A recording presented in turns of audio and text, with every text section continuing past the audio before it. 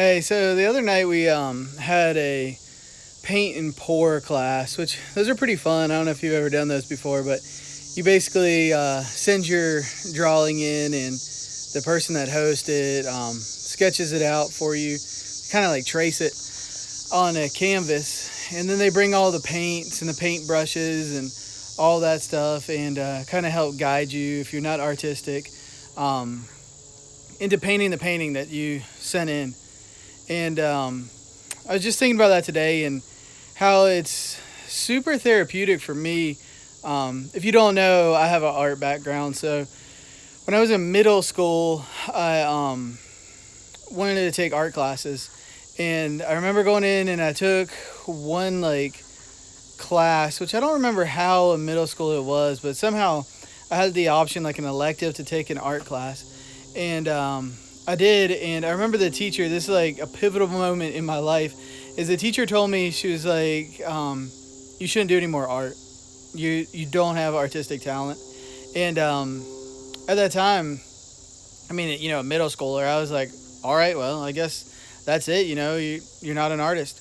And I didn't touch art again. In high school, I had a bunch of friends in art, but I was into the technology. I did like newspaper printing and AutoCAD and some other things. I went to like a technology based like magnet school, high school. And after that experience, I got into a school that specialized in computer animation. It was like a 2 year degree kind of school. And at that time, I kind of realized more that I was interested in art and wanted to pursue art, but I still wasn't brave enough to really do art that much. So I stuck with graphic design, which is kind of like art in a way. It's really the best way to get paid if you're an artist. Um, Shout out to those graphic designers out there. But so I went to Appalachian for art school, and I absolutely had no art teaching before that. And I actually had to take classes at Appalachian to create a portfolio to get accepted into the art program. And I did. And through like a crazy series of events, I actually like went in for graphic design. Graphic design ended up not being my passion, and I ended up with a bachelor's degree in sculpture. So it's kind of crazy. Like, I don't even remember that middle school teacher's name, but I wish I did, because I'd love to just send her a note and tell her, like, look, here's what happened. You like kind of just like completely shut me down, and ended up that I did have an artistic touch. And the reality of that, and the point of that story, is that everybody does. It's training. It's just like anything else. It's like learning how to ride a bicycle, or build a house, or anything else. It takes time, it takes dedication, and the skills that you learn.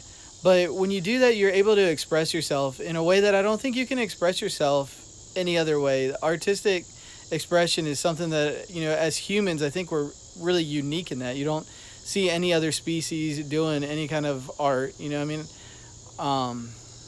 So yeah, I just wanted to encourage you, like, find something that you can do artistic, weekly, maybe daily if you can do it.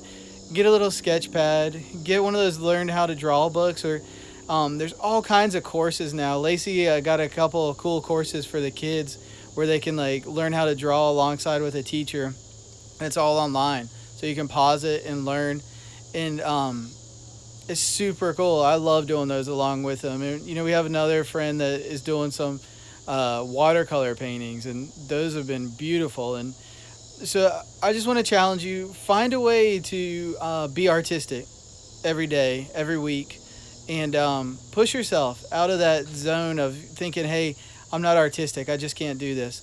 There's a way for everybody to be artistic, and it's so important. This week while the kids were gone, I just been working on this painting that we started at the paint and pour, and just left it on the table. And every once in a while I sit down and just draw a little bit more on it, paint a little bit more on it. And it's one of those things where you don't ever have to finish it. Just let it be you. Let it be kind of part of your therapy, something different that you do. Take out the 5-10 minutes that you normally would watch TV and do that instead. And then I made this fun little time lapse of our paint and pour, so I'll show you that now, and you can check that out. But yeah, next time we have one, we'd love for you guys to join us. But yeah, think about paint and pour. Think about being artistic. All right, check out this video.